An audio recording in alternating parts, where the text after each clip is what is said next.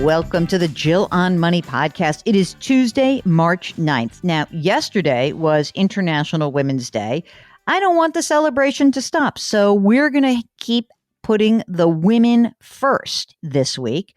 In fact, today we're going to have another woman who will be joining us as a potential happy consumer of Jill's live advice.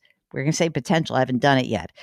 As you know, this is the program that attempts to take the mystery out of your financial life. And I do that with my partner, Mark, who runs the program. We're both certified financial planners.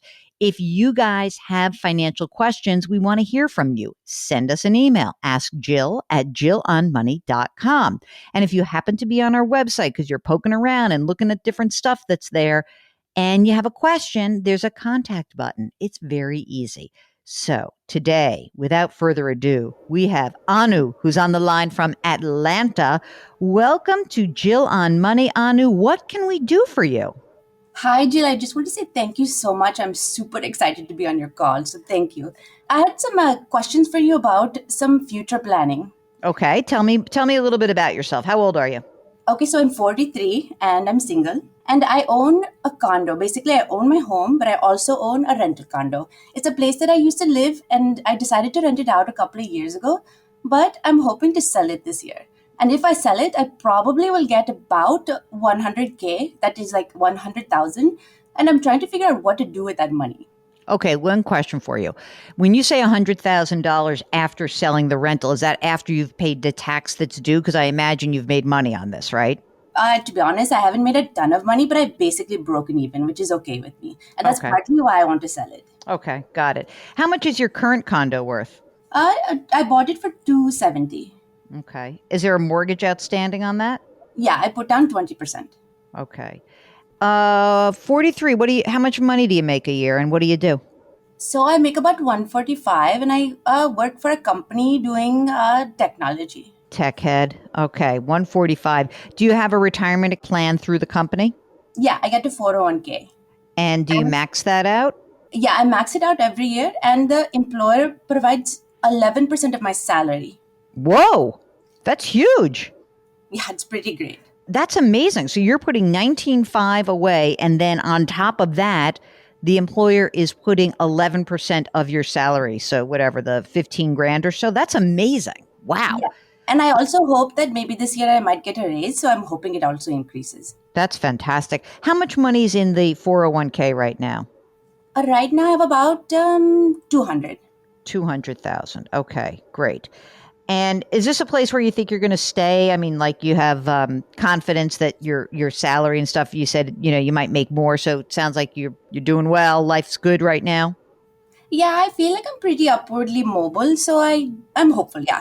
Okay, great. Tell me a little bit more about other stuff that you have saved. So you've got 200 in your current 401k. What else is there? So I also have a rollover from a previous employer and that has about 240. Is there any reason why that rollover should go into the has the 401k plan that you have right now? Well, it's very good. I decided not to roll over together in part because I started contributing some non-employer funds to my rollover. And so I'm a little worried about commingling. Okay. Very smart. Okay. I'm on track. Okay. So 200 in the current 401k, 240 in the rollover. What else do you have?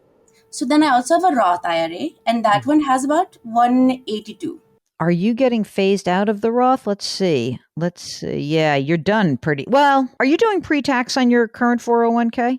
Pre-tax on my 401k. Yeah, it has a Roth option, but my advisor told me to do something interesting. He said, don't contribute my Roth in the 401k because he said instead do a end of year, transfer. So in other words, last year for $35,000, I put pre-tax money into my Roth IRA and I paid taxes on that. Wait a minute. You put pre-tax money into your Roth. You mean post-tax money, right? Yeah, sorry, post-tax. Yeah, got it. Okay, got it. So 200 in the 401k, 240 in the rollover, 180 in the Roth. What else do you have outstanding? What's going on in the sort of other money investment stuff?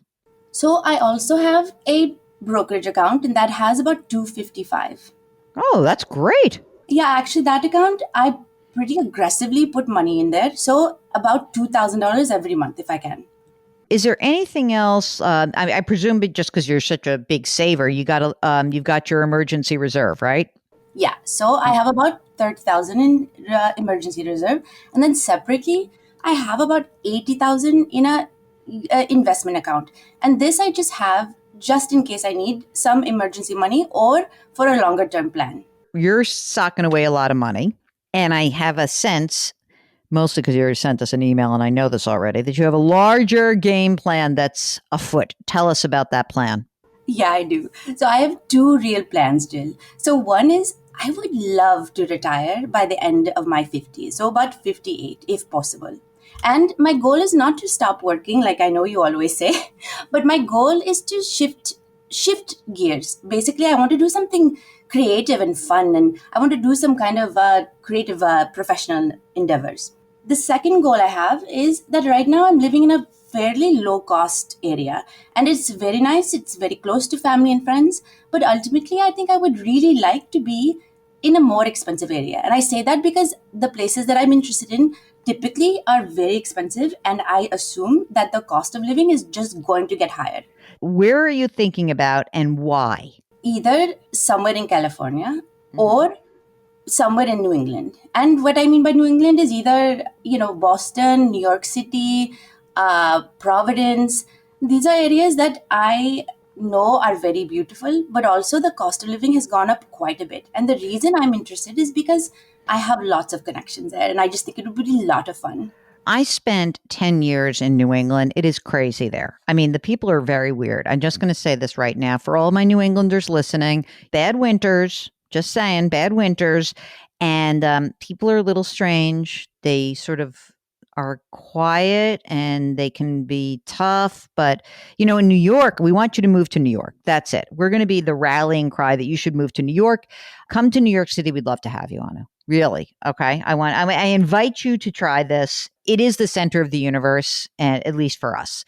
All right. So I presume you said you've got an advisor you work with and you sound very focused. I presume that when you ran your retirement numbers, the 58 kind of works for you. Well, yes, of course, it means that I'm going to be living, not an extravagant lifestyle, which I don't need to do.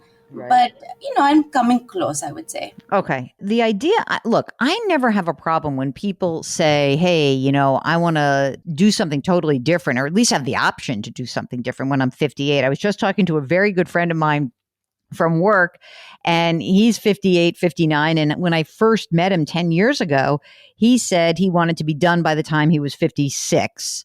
And every year he keeps working. I said, what happened to the plan? He goes, I don't know. I keep moving the goalpost because, it's actually not bad working when you don't really have to work. So I presume that there is like an opportunity where you could downshift, but hey, look, maybe you got to 58, or maybe there's the interim years, some different things happen for you. Okay. So if you're on track to do that, the idea of moving into the higher cost area, of course, blows this up a little bit, right? Because if you're going from Atlanta, where you can, own a property that, as you say, you own a place that's 270,000. I don't know what you could buy in New York City for 270,000. Mark, could you buy a parking spot for 270,000? So, that to me is the big hurdle, right? If you're going to go into a higher cost area, it may mean that you don't actually, maybe you rent. Maybe that's something that you consider.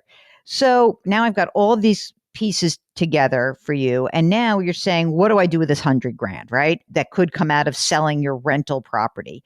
And I think it's as boring as put in your brokerage account. Just get it working for you, because, there's no real reason for you to reinvest that in the real estate market, especially if you don't think you're going to stay in the area.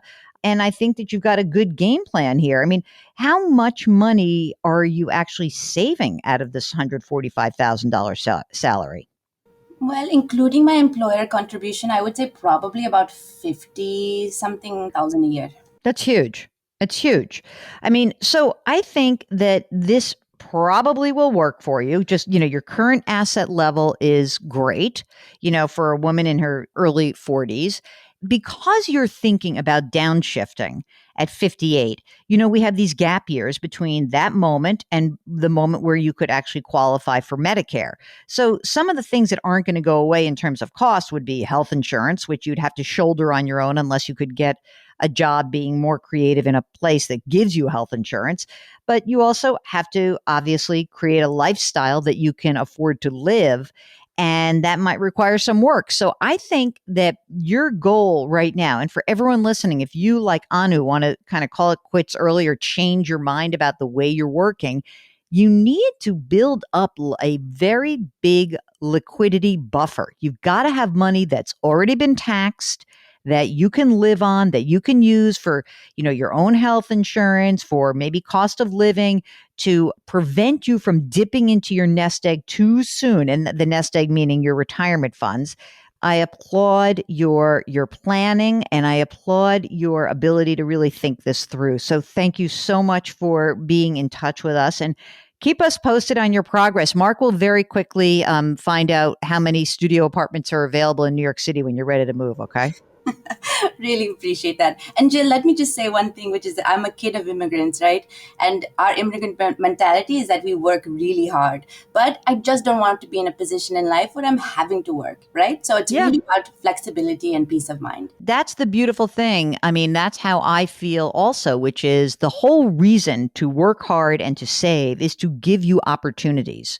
So when people hear me talk about financial independence, retire early, or the FIRE movement, it's not that I love the idea of independence and opportunity and flexibility. So that's the part of it that I love. I just think I've seen a lot of people try to retire early and it has not gone so great. So if we just call it, independence and opportunity and flexibility, I'm all in. And so I am signed up for your plan, Anu, although Mark's going to make me work for 20 more years because that's how his financial plan works better. Okay.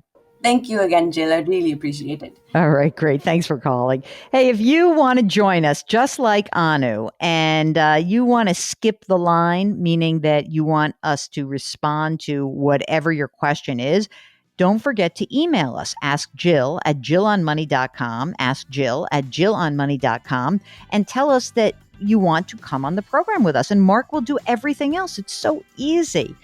Our music is composed by Joel Goodman. I just spoke to his brother yesterday, so now I remember that I don't say that enough. And so Joel's great, and he is an award-winning composer, and he wrote our music for us, and that's very nice. Mark, he's our executive producer. He's also pretty nice also. He's a nice, decent guy. He's also the best executive producer in the world. We are distributed by Cadence 13, and we want to remind you to wash your hands, to wear your masks, to maintain your physical distancing, and to put your hands metaphorically on someone's back today. Thanks for listening, and we'll talk to you tomorrow.